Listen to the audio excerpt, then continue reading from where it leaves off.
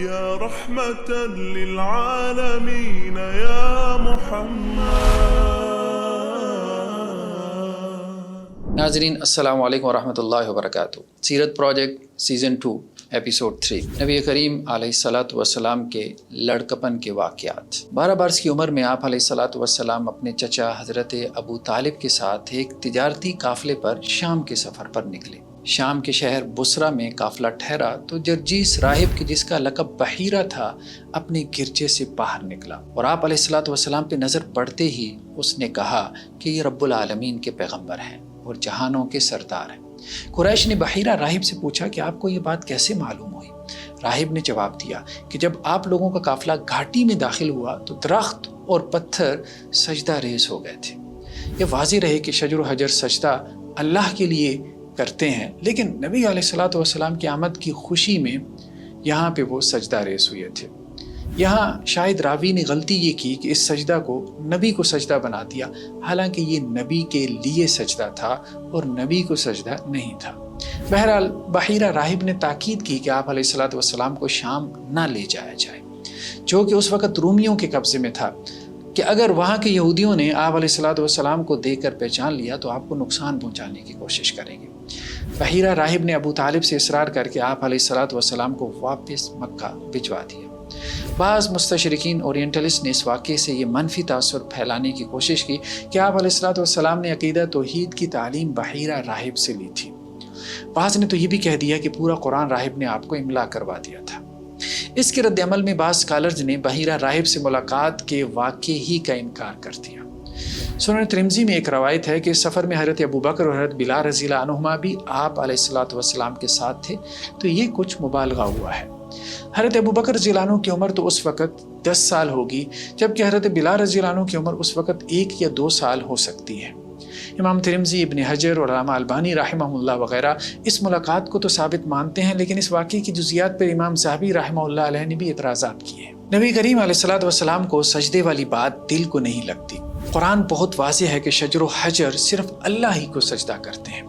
یہاں روایت میں مراد شجر و حجر کا سجدہ شکر ہو سکتا ہے جو انہوں نے نبی کریم علیہ الصلاۃ والسلام کی آمد پر ادا کیا، لیکن اسے راوی نے غلطی سے نبی کو سجدہ بنا دیا۔ نبوت سے پہلے کی صفات۔ لڑکپن ہی سے آپ علیہ الصلاۃ والسلام میں کچھ صفات اور اعلیٰ اخلاق موجود تھے۔ آپ فطرت اسلام پر تھے اور آپ کو بت پرستی سے شروع ہی سے شدید نفرت تھی۔ مسند احمد کی روایت میں ہے کہ آپ علیہ الصلاۃ والسلام نے حضرت خدیجہ رضی اللہ عنہا سے کہا تھا کہ اے خدیجہ، اللہ کی قسم میں لات کی پوجا نہیں کروں گا، اللہ کی قسم میں کبھی عزا کی عبادت نہ کروں گا۔ اس پر حضرت خدیجہ رضی اللہ عنہا نے کہا کہ آپ لات اور عزا کا ذکر بھی چھوڑ دیں۔ آگے روایت میں یہ الفاظ ہیں کہ لات اور عزا ان کے بت تھے کہ جن کی وہ رات سونے سے پہلے عبادت کیا کرتے تھے۔ یہاں مراد مشرکین مکہ تھے، لیکن مشرکین اورینٹلسٹ کی ایک جماعت نے اس سے مراد رسول اللہ صلی اللہ علیہ وسلم اور حضرت خدیجہ رضی اللہ عنہا لے لیے، جو کہ عربی زبان سے ناواقفیت کی صریح دلیل ہے کہ یہاں تثنیہ یعنی ڈوئل ناؤن کے بجائے جمع یعنی پلورل کی پروناؤن یعنی زمین لٹائی گئی ہے۔ مسند احمد کی روایت میں مسئلہ صرف اتنا بیان ہوا کہ مشرکین رات سونے سے پہلے لات اور عزا کی عبادت کیا کرتے تھے اور آپ علیہ الصلاۃ والسلام شروع دن سے ہی ان بتوں سے بیزاری کا اظہار کیا کرتے تھے، اور حضرت خدیجہ رضی اللہ عنہا بھی اس معاملے میں آپ علیہ الصلاۃ والسلام کے ساتھ تھیں، اور یہ نبوت سے پہلے کا آپ کا طرز عمل تھا۔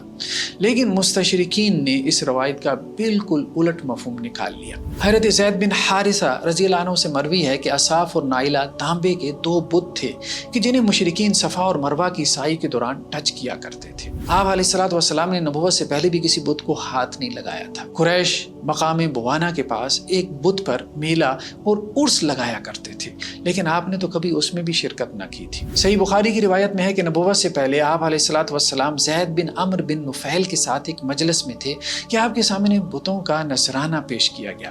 آپ علیہ الصلاۃ والسلام نے اس کو کھانے سے صاف انکار کر دیا۔ زید بن عمرو بن نفیل بھی حنفاء میں سے تھے اور بتوں کے نام کا ذبیحہ نہیں کھاتے تھے۔ حنفا ان لوگوں کی جماعت تھی جو دور جاہلیت میں ہی بت پرستی سے بچتے تھے اور توحید کے اوپر قائم تھے۔ ان میں حضرت ابو بکر رضی اللہ عنہ کا نام بھی ملتا ہے، وہ بھی بتوں کی عبادت سے شروع سے ہی بیزار تھے۔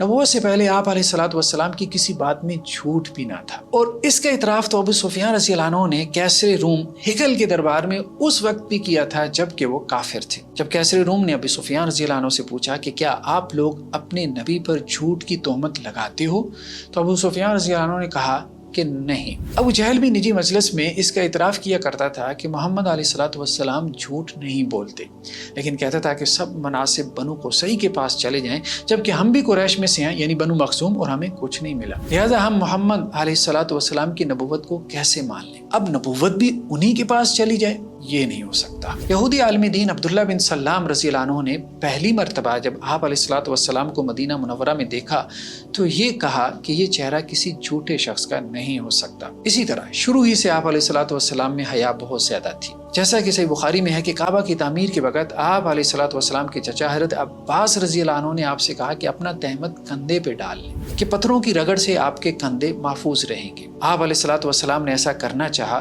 تو بے ہوش ہو کر گر گئے، اور جب ہوش آیا تو اپنا تہمت درست کر رہے تھے اور پھر اسے خوب کس کر باندھ لیا۔ آپ علیہ الصلوۃ والسلام نبوت سے پہلے شراب نوشی اور لو کاموں سے بھی اجتناب کیا کرتے تھے۔ حضرت علی رضی اللہ عنہ کی روایت میں ہے کہ آپ علیہ الصلوۃ والسلام نے کہا کہ میں نے کبھی بت پرستی نہیں کی اور کبھی شراب نہیں پی۔ صحیح ابن حبان کی روایت میں ہے کہ آپ بچپن میں ہی بکریاں چرایا کرتے تھے، تو 2 مرتبہ ایسا ہوا کہ آپ کو خیال آیا کہ کسی قریشی کی شادی میں شرکت کریں اور قصہ گو سے قصہ سنیں۔ آپ اپنی بکریاں اپنے ساتھی کے حوالے کر کے جب اس محفل میں پہنچے تو وہاں موسیقی کی مجلس سجی ہوئی تھی۔ آپ علیہ الصلوۃ والسلام کو فوراً نیند آ گئی۔ اس کے بعد جب آپ کی آنکھ کھلی تو وہ مجلس ختم ہو چکی تھی اور سورج کافی اوپر آ چکا تھا۔ آپ علیہ الصلوۃ والسلام کا فرمان ہے کہ اس کے علاوہ مجھے کبھی کسی بے معنی یعنی میننگ لیس کام کا خیال تک نہیں آیا۔ یہ ابن حبان کی روایت میں ہے۔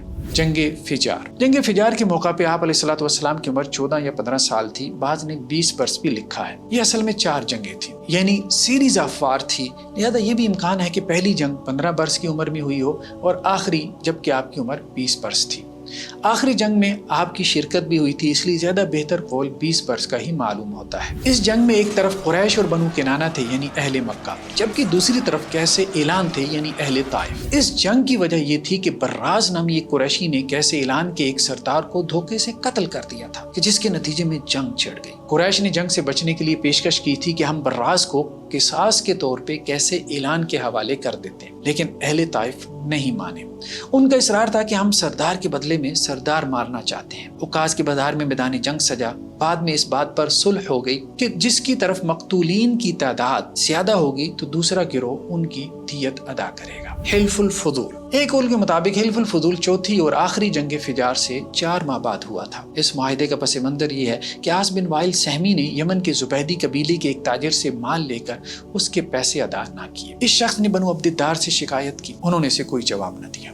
اس نے پہاڑ پر چڑھ کر دہائی دی تو حضرت زبیر نے کہا کہ اس کی مدد ہونی چاہیے۔ اس پر بنو ہاشم، بنو مطلب، بنو اسد، بنو زہرہ اور بنو تیم نے جمع ہو کے ایک معاہدہ کیا۔ اس معاہدے میں یہ تھا کہ مظلوم کی داد رسی ہوگی، چاہے وہ کسی بھی قبیلے سے ہو، مسافروں کی حفاظت کی جائے گی، غریبوں کی مدد کی جائے گی، اور کسی غاصب کو مکہ میں رہنے نہیں دیا جائے گا۔ یہ معاہدہ مطیبین یعنی بنو عبد مناف کے مابین تھا۔ احلاف یعنی بنو عبد الدار اس میں شامل نہ ہوئے تھے۔ بنو عبد مناف کو مطیبین اس لیے کہتے ہیں کہ بنو عبد الدار سے اختلاف کے وقت انہوں نے خوشبو یعنی مشک کے پیالے میں ہاتھ ڈال کر اپنا حق وصول کرنے کا عہد کیا تھا، اور بعد میں تاکید کے لیے وہ ہاتھ بیت اللہ کی دیواروں پر پھیر دیے تھے۔ احلاف بھی حلف سے ہے۔ بنو عبد الدار نے بھی چونکہ بنو عبد مناف کے خلاف اتحاد کر لیا تھا اور اس کے لیے حلف اٹھایا تھا، تو اس لیے بنو عبد الدار احلاف کلائے۔ بعض اہل علم کے بقول اسے حلف الفضول اس لیے کہا جاتا ہے کہ قریش کے اس معاہدے سے بہت پہلے بنو جرم کے کچھ سرداروں نے بھی اسی قسم کا ایک معاہدہ مکہ میں کیا تھا، اور جن سرداروں نے وہ معاہدہ کیا تھا ان میں سے 3 کے نام میں فضل آتا ہے، یعنی فضل بن حارث، فضل بن وداع اور فضل بن فضالہ۔ حلف الفضول کا معاہدہ عبداللہ بن جدعان کے گھر ہوا تھا۔ عبداللہ بن جدعان بن عمرو بن سعد بن تیم کا تعلق بنو تیم سے تھا۔ غربت کے سبب اخلاقی پستی کا شکار تھا، خودکشی کی نیت سے گھر سے نکلا تھا کہ کسی غار سے اس کو خزانہ ہاتھ لگ گیا۔ اس مال و دولت سے اس نے تجارت شروع کر دی اور سخاوت بھی کرنے لگا، کہ جس کی وجہ سے سردار کے طور پہ معروف ہو گیا تھا۔ صحیح مسلم کی روایت میں ہے کہ حضرت عائشہ رضی اللہ عنہا نے نے آپ علیہ الصلوۃ والسلام سے سوال کیا تھا کہ کیا عبداللہ بن جدعان کو اس کی فیاضی اور سخاوت کا آخرت میں اجر ملے گا؟ تو آپ علیہ الصلوۃ والسلام نے کہا نہیں، کیونکہ اس نے کبھی یہ دعا نہیں کی تھی کہ اے اللہ میرے گناہوں کو معاف فرما دے۔ جاری ہے۔ جزاکم اللہ خیرہ۔ السلام علیکم ورحمۃ اللہ۔ يا رحمة للعالمين يا محمد